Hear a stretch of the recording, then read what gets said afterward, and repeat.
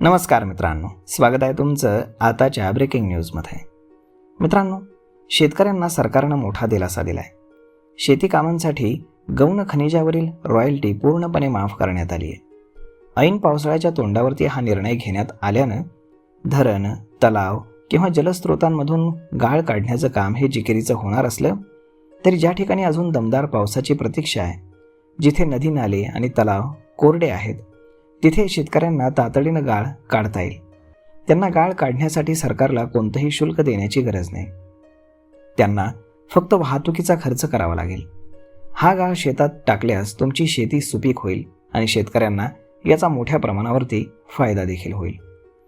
शेती कामांसाठी गौण खनिजांवरील रॉयल्टी पूर्णपणे माफ करण्यात आली असल्याची माहिती महसूल मंत्री चंद्रशेखर बावनकुळे यांनी विधान भवनामध्ये पावसाळी अधिवेशनादरम्यान ऐतिहासिक निर्णयाची घोषणा करत असताना दिली। यापुढे शेततळं, विहीर, शेतघर, जनावरांचा गोठा, शेतरस्ते यासाठी लागणारा गाळ, माती आणि मुरुम शेतकऱ्यांना मोफत काढून नेता येईल। सरकारकडनं परवानगीसाठी त्यांना एकही रुपया देण्याची गरज नाही। एका साध्या अर्जावरती शेतकऱ्यांना तलाव, धरण किंवा इतर जलस्रोतातून गाळ काढता येईल आणि बरड ठिकाणावरनं माती नेता येईल, परंतु त्यासाठीचा अधिकार अर्थातच महसूल खात्याकडे राहणार आहे।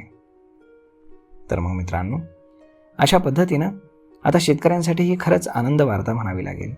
जर तुम्हाला धरणांमधील, तलावांमधील गाळ हवा असेल तर त्यासाठी कुठलीही रॉयल्टी देण्याची आता गरज नाही। तर मग मित्रांनो, हा व्हिडिओ, ही माहिती तुम्हाला कशी वाटली हे तुम्ही आम्हाला कमेंट करून नक्कीच सांगा। आणि जर आवडली असेल तर आपल्या जवळच्या मित्रमंडळींसोबत देखील हा व्हिडिओ तुम्ही शेअर करायला विसरू नका। धन्यवाद।